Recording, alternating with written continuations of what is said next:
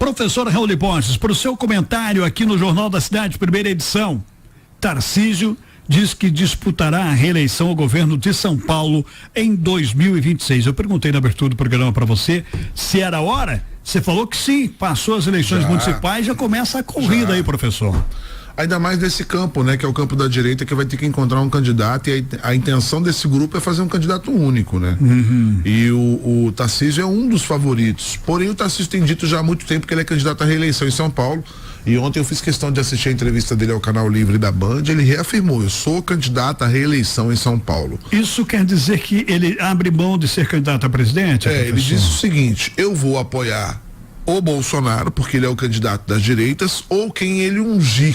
Ele, inclusive, usou esse termo: ou quem ele ungir, ou seja, quem o Bolsonaro apoiar. Mas ele se coloca primeiro, ele diz que tem um compromisso com São Paulo, tem uma responsabilidade com São Paulo, que ele tem alguns projetos para inaugurar em 2028, 2029, 2030, que ele gostaria de ser o pai desses projetos. Então, por conta disso, ele prefere, num primeiro momento, ser candidato à reeleição em São Paulo. Os entrevistadores até insistiram, né? E ele a todo instante disse: eu vou ser leal ao Bolsonaro no que ele pedir, no que ele solicitar. A minha meta e a minha pretensão é ser governador de São Paulo de novo, e nós vamos estar juntos em 2030. E ele avaliou o seguinte, inclusive, 2026, ele avaliou inclusive o seguinte, o Flávio, que a direita tem uma grande chance em 2026, desde que esteja unida. E aí ele citou vários nomes dessa direita, né? Ele falou em Romeu Zema, ele falou em Ratinho Júnior. O Ratinho Júnior, que esse final de semana alcançou uma aprovação estratosférica, uma aprovação de governador do estado do Paraná na casa de 81%. Isso é o Ratinho Júnior no Paraná. Isso é real, professor? É real, é uma avaliação realmente bem acima da média nacional. Ele é do PSD, é pré-candidato do PSD, inclusive o Kassab já disse que ele é pré-candidato, mas que ele vai trabalhar para que essa direita esteja unificada em 2026, mas o Ratinho Júnior é pré-candidato.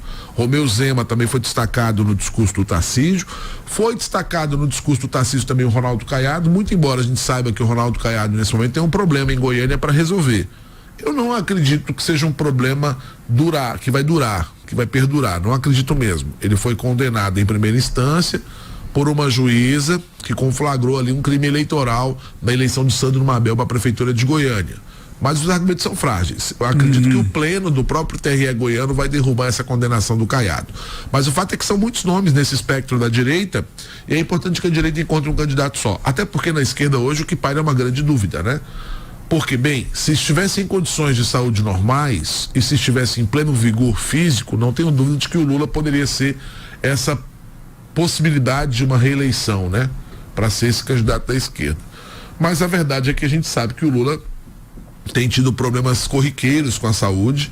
Esse último foi muito preocupante. Ontem também eu tive o cuidado de escutar a entrevista do Roberto Calil. Roberto Calil, que é o médico dos presidentes, né, Flávio?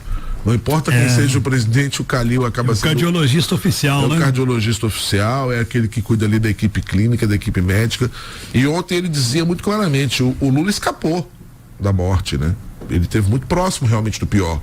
Então a fala foi muito forte ontem do Calil, porque a intervenção pela qual o Lula passou foi séria, ele teve uma hemorragia craniana.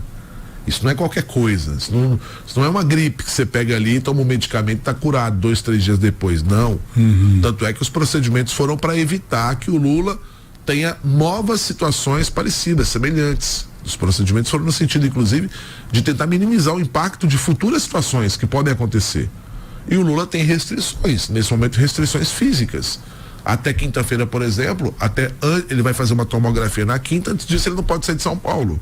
Sim. Ele não pode fazer atividade física, ele não pode fazer esforço físico, ele não pode fazer as caminhadas que ele tanto gosta. Então, o Lula nesse momento é uma grande dúvida para 2026, por conta desse espectro da saúde. Então, a gente tem um cenário, Flávio, que começa a ficar um pouco embaralhado, porque o Bolsonaro, que era candidato, está inelegível. O Caiado, que era candidato, está inelegível. O Lula, que era pré-candidato, está numa condição de saúde que nesse momento é preocupante. E aí? Aí você vai olhar para esse espectro de muitos líderes no Brasil para tentar projetar uma eleição em 2026, que ainda tem um outro componente, que é a economia, né? Não tenha dúvida. Uma eleição, ela é pautada pela economia. Não tenha dúvida disso. E acho até, Flávio, que vai diminuir um pouco o peso ideológico nas próximas eleições. Porque a gente perdeu muito tempo discutindo pauta identitária com o executivo. Pauta identitária se discute com o parlamento. Sim. E o povo começou a entender que governante tem que ser cobrado pelo que realiza, na função de executar. Pauta identitária, isso, aborto, isso, aquilo, outro, não sei o quê. Deixa pro Congresso discutir isso aí. Esgotou essa pauta, professor? Eu não sei se esgotou, mas diminuiu a atenção sobre ela. Né? Não esgotou porque nunca vai esgotar, vai ter sempre gente lacrando com isso. Mas diminuiu, sabe por quê? Porque as pessoas querem emprego, querem comida no prato, as pessoas querem pagar menos imposto, as pessoas querem as situações que são reais, que são palpáveis, são do dia a dia.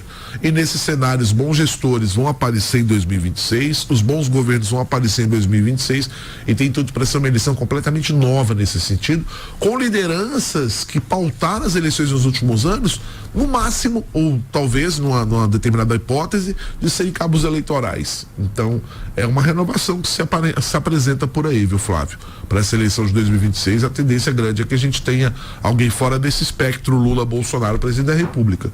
Apoiado por talvez alguns deles, né? Mas muito provavelmente ali alguém que venha de fora desse processo de ser governador de estado e de ter uma boa avaliação, né? Então são muitos os pré-candidatos nesse contexto hoje. Pessoas que têm uma boa aprovação dentro dos seus estados e que podem ser colocados na condição de candidato a presidente. É esperar para ver, vai ser uma eleição emocionante. Quer dizer, não é cedo então, professor, porque há muita discussão, de né? jeito nenhum, Flávio. No Brasil acaba uma eleição, a gente já começa a falar da outra. Não tem jeito. Para nós que não somos políticos é assim, imagina para os políticos. Esses já estão articulando, meu amigo. Eu vou para deputado, você vai para senador, você vai para governador, eu vou para presidente, eu vou para o partido tal, eu vou me filiar aqui, vou me filiar acolá. Já tem contatinho rolando com o empresário. Ei, você vai injetar quanto aqui na minha campanha? Rola isso? É claro que rola. Rola isso? É desse tipo o Brasil. Então, meus amigos, aí é presidente, senador, deputado estadual, deputado federal, governador, 5 votos na próxima eleição. É isso aí. Poderíamos ter 6 né? votos, porque a gente vai votar 2 vezes para senador. Ah, são 2 senadores esse ano. Em 2026 serão 2 senadores. 2 senadores. Olha aí. Que beleza de eleição, hein? Pois é, Raul Borges. Muito a se discutir ainda, mas aqui você fica sabendo de tudo em detalhes, porque ele entende do assunto, é professor, historiador e cientista político. Raul Borges, 7h20.